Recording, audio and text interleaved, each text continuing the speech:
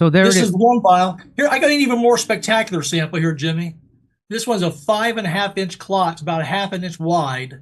This one was taken out of the abdominal aorta. It's one of the largest blood vessels in the body.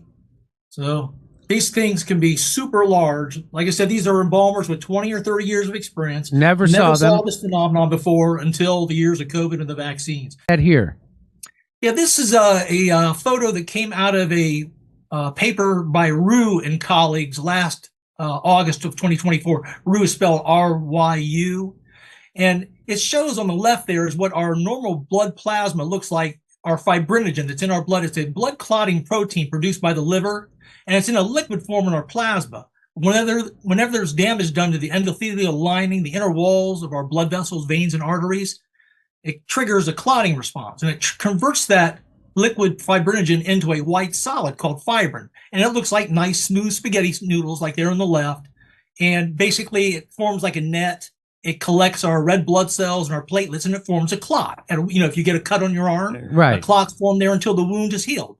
Once the wound is healed, we have another enzyme called plasmin that comes along, attaches to that nice, smooth spaghetti, breaks down the clot, and then you're good to go again.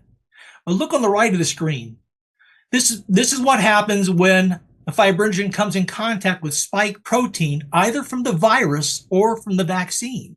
See all the twisted fibrin strands and the nasty nodules on there? Yeah. It becomes this matted mess. And then our plasmin can't not attach to that and break it down. So then these clots tend to grow and persist, and they become these large white fibrous clots, like I showed the audience at the beginning. So we know that's what happened. Yeah. And so this was a paper. This was a scientific paper that was published in Nature. Yes, and it's peer reviewed. So this is a peer reviewed paper. Yes. And it's showing you the effects of what the spike protein has on the normal clotting procedure inside of your veins. And instead of looking like that, it looks like this. Yes, our blood's natural blood clotting protein called fibrinogen is bonding with the spike protein, either from the virus or from the vaccine. Now, if you go to the next slide, embalmer Richard Hirschman sent about a dozen samples of clots that he removed from cadavers to a doctor, a neuroscientist over in Japan named Dr. Kevin McCarran. And Dr. McCarran looked at them under a scanning electron microscope at a magnification of 5,000 times.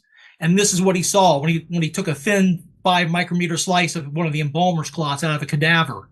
Now, which one does that look like more, Jimmy? Does it look more like the nice, smooth spaghetti, or does it look like the twisted, misfolded mess with the